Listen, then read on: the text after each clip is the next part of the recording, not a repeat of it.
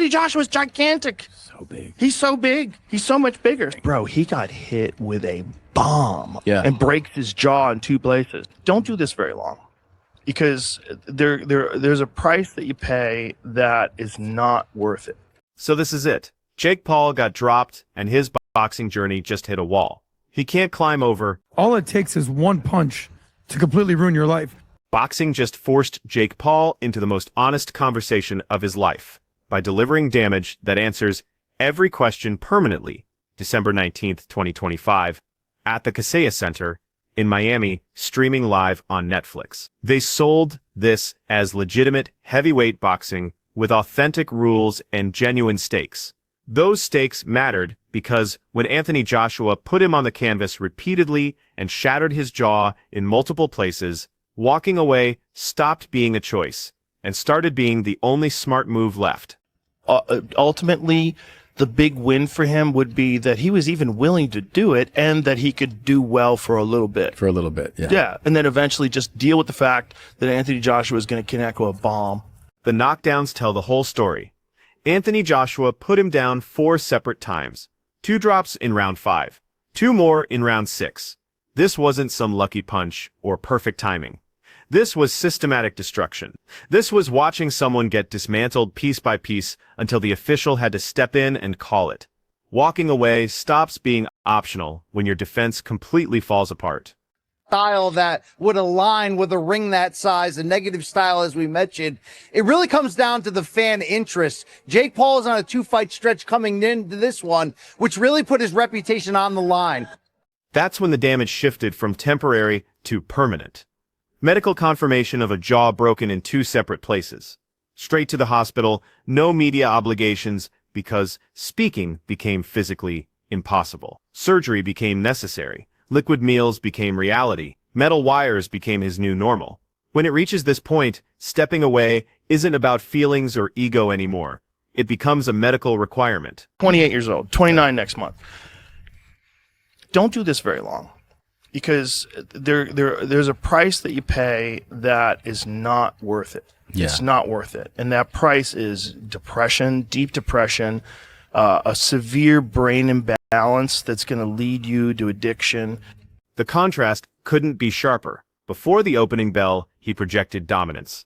After the final bell, he was measuring healing time and consuming nutrition through a tube. Marketing can't fix broken bones. Promotion can't repair structural failure. This is when walking away transforms from possibility to necessity.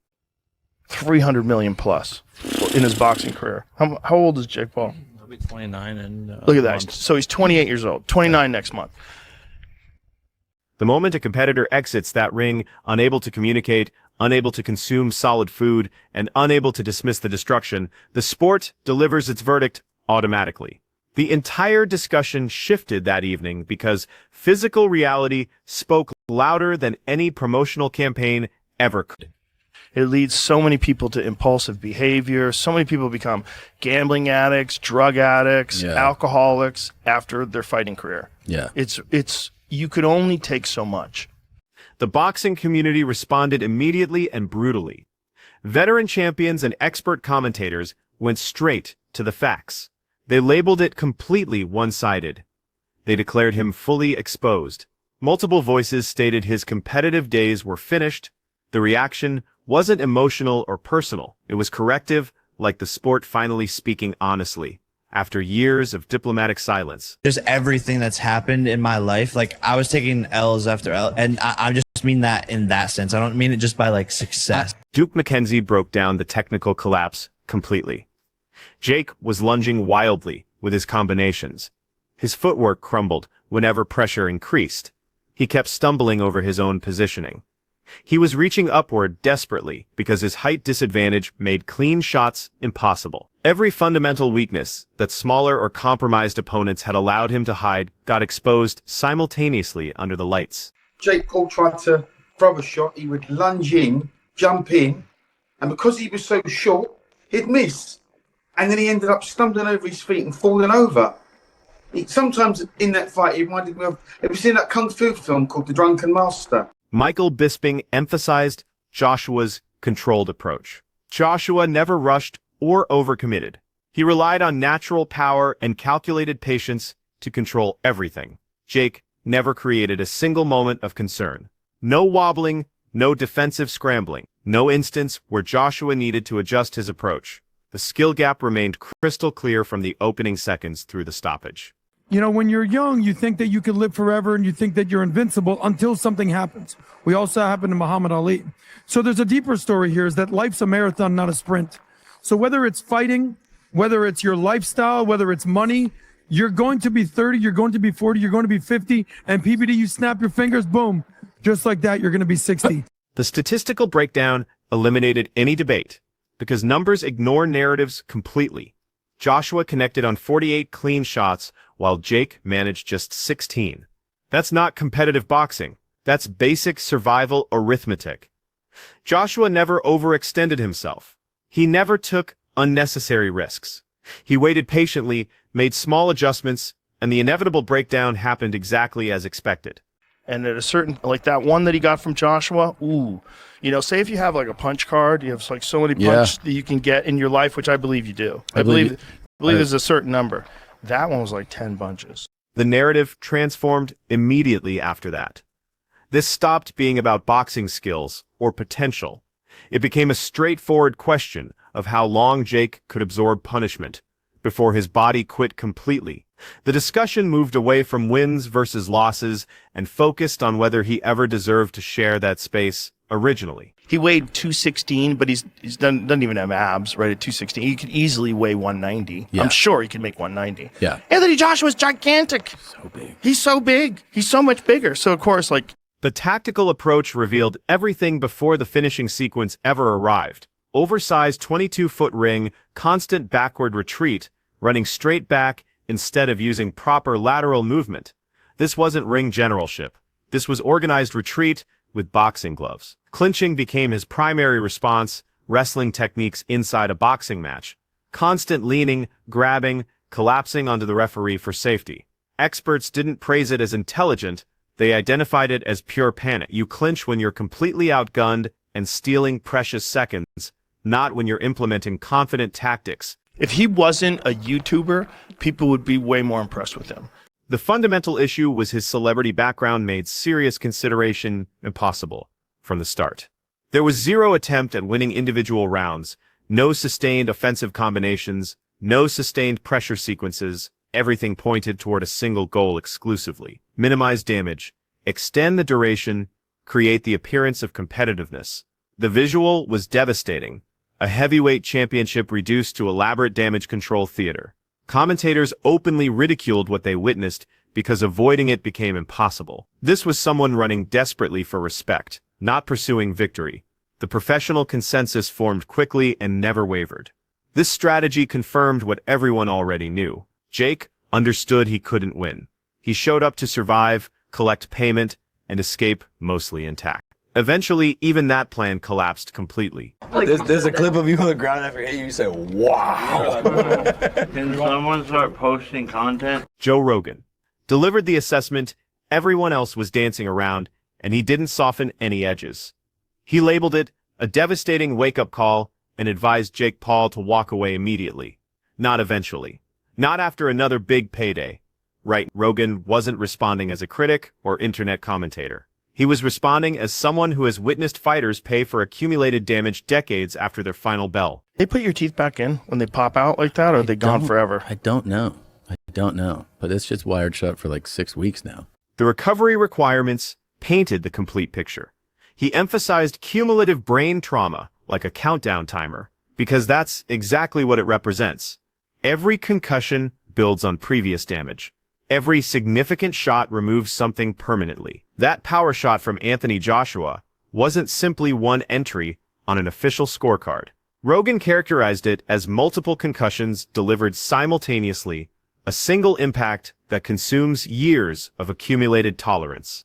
Is that 96 million or whatever worth you having brain damage for the rest of your life? And this is the thing, that this is, to me, besides the Tyson Fury's brother, you're going up against a real fighter. This guy, if that boxer punches you in the face in the street, that's assault with a deadly weapon. He's a trained...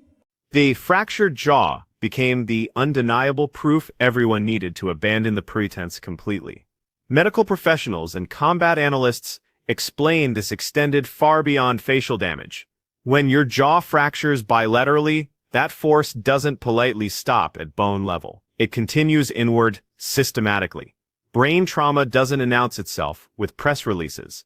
It manifests later as memory deterioration, emotional instability, severe depression, impulse control disorders. Rogan discussed openly how fighters descend into addiction patterns after careers filled with impacts exactly like that one. Problem gambling, substance abuse, alcohol dependency.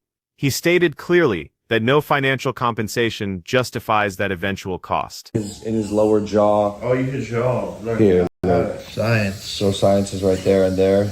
Mental health professionals and behavioral analysts pushed the examination even deeper, creating genuinely uncomfortable viewing. They dissected Jake's final moments inside that ring, analyzing eye movement, body positioning, hesitation patterns. They identified genuine fear, complete exhaustion, and absolute helplessness. Not manufactured drama fear, authentic threat recognition. The type where physical instincts understand the mismatch before conscious thought processes adapt. They discussed how trapped he appeared, how his movement stopped following any tactical plan and became purely instinctual. That wasn't strategy execution anymore. That was primal survival response. But whatever it is, it's not enough. It's not enough. Yeah. Because in so many of his fights, like the Nate Diaz fight, he gets tired in the later rounds. In the beginning, look. Throughout every analysis, the identical conclusion kept emerging. Financial rewards don't reverse brain damage. A surgically repaired jaw doesn't restore memory function. Large paychecks don't regenerate damaged neurons. Rogan articulated what others avoided saying directly. This represents how competitive careers end catastrophically when individuals refuse to acknowledge obvious reality. While medical experts focused on health implications, social media exploded completely. The emotional tone reversed instantly. Shock transformed into celebration. Relief evolved into open mockery. Memes dominated feeds, video clips replayed continuously. People weren't simply reacting to a competitive loss. They were reacting to years of promotional buildup finally meeting basic physics. Like, that's a killer. This is a weapon. So is it worth the money? I don't think any money is worth, Pat. The brain, like we talked about this when I first came to VT. Jake Paul, the fighter, disappeared, while Jake Paul, the businessman, stepped forward. Marketing specialist, entertainment creator, viral content generator, industry analysts acknowledged he promotes spectacle more effectively than he demonstrates skill. That might have remained manageable if he had embraced that role honestly. What made it insufferable was insisting the spectacle represented legitimate victory. The underdog narrative got demolished publicly. Experts called it complete delusion. You don't upset an Olympic heavyweight champion who anticipates every move perfectly. That reasoning works in amateur settings and urban legends, not professional competition. Against someone like Anthony Joshua, size advantages, perfect timing, and extensive experience eliminate miracle scenarios instantly. Less than a decade, he has had no real professional opponents other than Tommy Fury that were legitimate world-class boxers. While retirement speculation intensified, Jake's own communications made everything worse. One moment he joked about competing again within days. The next moment he was posting medical updates from the hospital. Liquid nutrition, physical stiffness, ongoing pain, wired jaw reconstruction. The messaging contradiction was impossible to ignore. You can't market invincibility while documenting recovery timelines publicly. Industry analysts began predicting what everyone already understood, intuitively. This isn't a brief hiatus. This represents an extended absence at minimum and quiet retirement most likely. The injury alone requires significant time. The absence of realistic opponents demands even more. There's no clear pathway back to credibility. Following a defeat this comprehensive combined with this level of documented damage, behind public view, discussions become much more calculated. Sponsors evaluate risk factors. Streaming platforms assess liability concerns. Broadcasting networks examine medical records instead of pay-per-view potential. The entertainment value disappears when the product appears fragile and unpredictable in dangerous ways.